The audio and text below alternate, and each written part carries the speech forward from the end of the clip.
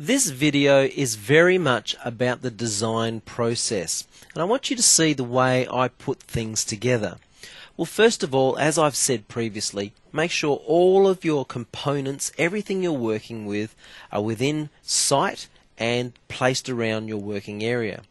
Well, of course, I've taken all of our original designs, those logos we did in our first lessons, and I've got them ready here. So I'll place them on and they blend very nicely with these colours we've chosen.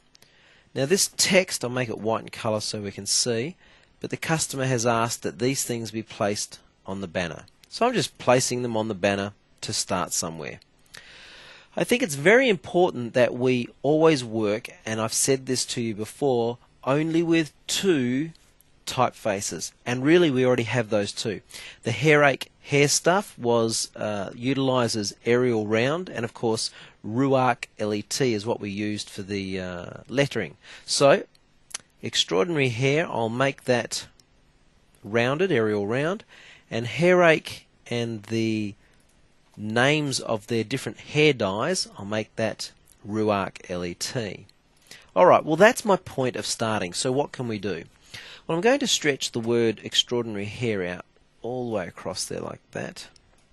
And let's make that transparent in colour. So we'll come over here and transparent. It's not really a colour, is it? But however, we're making it transparent. Now that's not too bad, but if we change the operation to add, you can see how it allows the colours behind to come through. Lower the transparency, or I should say increase the transparency, and that looks quite nice. I might just sit that there like that for the moment and see where we arrive. Now I'm going to zoom in on the text Hairache that we've got here. Now this is a very easy thing to do that I'm going to do here, and really worthwhile applying to some of your designs. Select the shape tool, and when you have text selected, each character will have a node. Well, that means you can move each character around, and so we're going to just simply mess this up a little bit, because I kind of have the feeling that that's the way this hair company should look, everything being just that little bit messed up. Pop that up there. Now I can change the point size as well. Simply select that character and come up here and we'll type in, say, 60 points. That's better. Hair, do the same. Type in 60. Alright, so that looks a little bit more all over the place, doesn't it? And I think I prefer that particular look. Okay, well, Control C, copy to the clipboard, and I think I'll shrink that down a little. Again, I'm going to make this transparent, uniform, and let's just try an alternate one, difference. And this is what I do. I go through and I try various operations and see what things look like. And I don't mind that. In fact, you know what? Let's go to add, subtract. What if we change the color? That's interesting. I like that because when I paste back down the original text, that's better. It sort of looks like a distant shadow to some degree, doesn't it? Let's make it a little bit smaller. It's not meant to be a shadow. It's kind of that techie kind of shadow design. Alright, F4 zoom back out. That's looking good. Let's do something creative with this text over here. So I'll zoom in, and I know exactly what I'm going to do. Increase the size a little. Alright, Control C, copy to the clipboard, and then I'm going to make this an orange color. Okay, straight up to bitmaps, convert to bitmap, 300 dpi.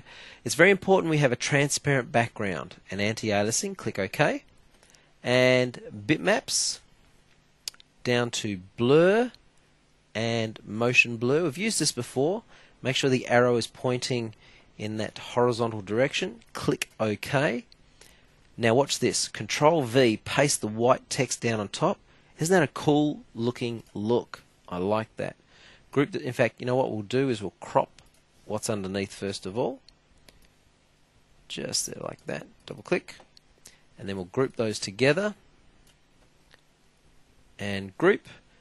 And for something different, I'll move this over here and skew down a little, and maybe skew back a little. Yeah, that looks good. Okay, F4, zoom back out. I'm going to take this hair rake, and remember we put it on the business card in the corner, copy here, and do the exact same thing. And rotate, place that in the corner there like that, and again transparent, uniform, and we'll go with add. And what do you think? How cool does that look? Pop that back over there a bit, make it a little bit bigger, and right click and drag, copy here, and I might just flip that up the other way, finger on the control key, make it a little smaller, and maybe change the color to yellow. And I'm starting to think that looks great.